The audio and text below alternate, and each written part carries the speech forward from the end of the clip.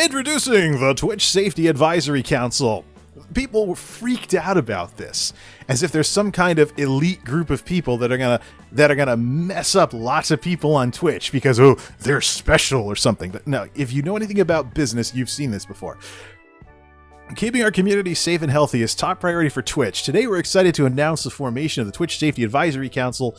It'll inform and guide decisions made at Twitch by contributing their experience, expertise, and belief in Twitch's mission at empowering communities, such as drafting policies or policy updates, developing products and features to improve safety and moderation, promoting healthy streaming and work-life balance habits. If you watch Ginny TTY, you saw her get completely super overtired after an 83-hour stream to celebrate 300,000 followers on Twitch. That was pretty disturbing. I hope she got plenty of sleep afterwards. Protecting the interests of marginalized groups and identifying emerging trends that could impact the Twitch experience. This group is composed of online safety experts and Twitch creators who have a deep understanding of Twitch, its content, and its community.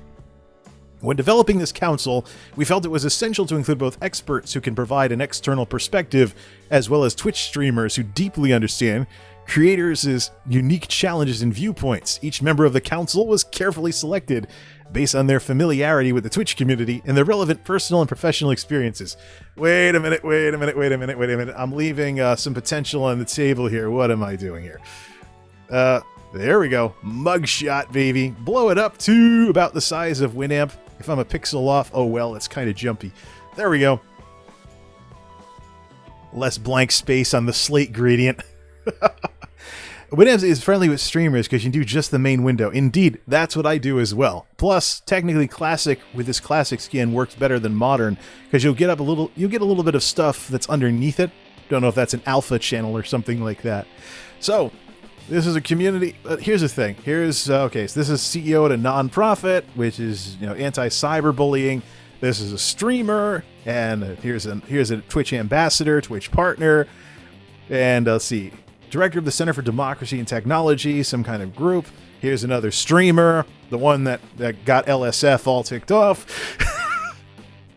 Here's a doctor. Here's someone with a doctorate from Florida Atlantic University, anti-cyberbullying. Here's somebody else who does stuff at MIT with media studies. And here's another streamer. Now, here's the thing. People are talking about these people are going to be the doom of Twitch. These people are going to be the doom of Twitch. Everything's over because of this. But if you've been to Wikipedia, you know a few things. You know a few things about this already without even having to see it. As a matter of fact, Wikipedia. Let's do some idiot research here, because you know what they say. You should do some basic media research and stuff. Do some basic research on Wikipedia. No, anyways. Bam. Bam. Now put this on the screen. Focus groups. That's what this thing is, folks. It's just a group of people that are going to have some kind of call, and they're going to talk about stuff. But ultimately, what's missing here is any kind of real accountability. It's just the sort of thing to get people's input.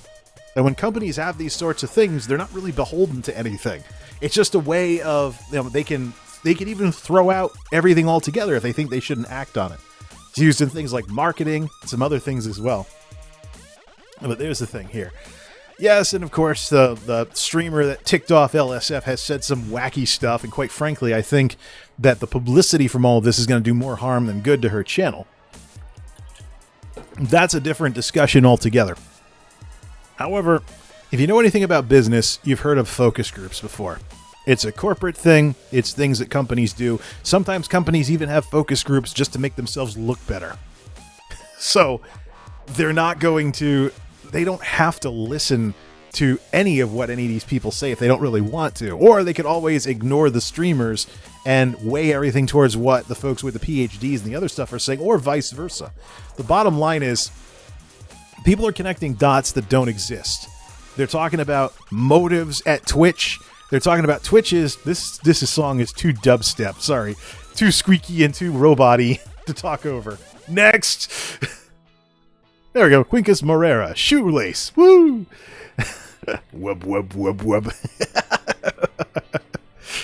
I think that actually is from 2015 or so in the YouTube audio library. So, opening night. There we go. Let's do 4 on the floor or something like that. No. Yes, I've been downloading stuff from the YouTube audio library for YouTube videos for years, so there might actually be some songs in here that I've had for over 5 years now, and it reflects some of the popular music of when I downloaded it. So, the bottom line with this whole thing with the Twitch Safety Advisory Committee is it's a focus group, but because of people's preconceived ideas about Twitch, they're connecting dots that aren't there. How about we actually see what this thing does? And here's the thing. If Twitch is really going to fall apart because they have this council, well, there's nothing that could have been done anyways, because people were questioning Twitch's decisions with policy updates and stuff even before this thing existed. So if things stay wacky and people don't like the decisions that this council makes, it's not going to be anything that Twitch hasn't seen before. So I say it's kind of like where people make a big deal about something on YouTube for views. You know, it gets people publicity, stuff like that, and it's a way to drum people over to your channel, get them all mad. And as we know from some of the discussions I've had about talk radio on both of these platforms, there are some people out there whose entire motive to everything that they're doing is to make you mad, because they know that if they make you mad, you'll tune into them, even if you're yelling at your speakers the entire time, or your radio, or your computer, or something like that. There are people out there who know that making people mad works in both directions. See, if you're just yourself, people are going to like you or hate you because people have different opinions. They may not always agree with you. But if you make people mad all the time, you're going to make them mad for two reasons. You're going to make them mad because they agree with you, and they're going to be angry right alongside you, and they're going to buy your stuff or whatever, tune into your show. Or you're going to make them mad because they disagree with you, and they're going to want to tear you down. Whether or not you can handle the toxic audience is up to you, but you get consistent results when you try and make people angry. It's one of the reasons why I'm glad these platforms like Twitch and YouTube have rolled out instant blacklisting features. So if somebody is legitimately upset with you and they never want to see your content again, right-click, do not show me this anymore, not interested. It kind of puts a dent in what normally is a very, very, very successful way of growing an audience, because if you make people mad, whether they agree with you or disagree with you, you could get new listeners, even if they're antagonistic. So if you're one of those people who believes there's no such thing as bad publicity, you win either way. So, yeah, I think this whole thing with the Safety Advisory Council is overblown. Let's go back to streamer only and look at my notes on this. See if I missed anything. Hey, it's Brooklyn. I use this as the outro feature. Quincus Morera. I use this as the outro song in a lot of YouTube videos. LSF is blowing this out of proportion, and Twitch streamers who are too fishbowled by the platform's ecosystem are going too far as well, because of reasons we already talked about. Business already has a term for what this thing is. It's very standardized and not very special. It's a focus group. Focus groups are used to collect information such as opinions. There's no guarantee that anything this group says will go anywhere, or any obligation on Twitch's part for there to be anything of that sort in the first place. Twitch and niche, they rhyme. So even though Twitch is kind of doomed to become a niche platform at this time with decent live stream support, but not necessarily anything, other than that, it is a good thing, though, that Twitch is looking internally at stuff, because they could always do what YouTube has been doing. YouTube has been pointing away from themselves with all the features. They've been working hard on making their platform better because they know the competition's coming. YouTube has been parading. If you read the creator updates, you see that channel that smiley guy made on there. Like, hey, creators, this is for you, and stuff like that. YouTube is doing all kinds of stuff pointed outwards. What the? Repost that message. They would, and I have to look up what that word is. That just got blocked. The word is niche. Niche. Looks like this is a little too Puritan here. We'll stop that for now. Oh, oops. Oh man, I gotta go back and modify that afterwards. It got interpreted as female dog. I shouldn't have this on screen too with this overly whatever chat thing. We'll play catch up with everything later. I gotta fix that. But it's better to have the computer be a little over paranoid than under paranoid with the way this platform works.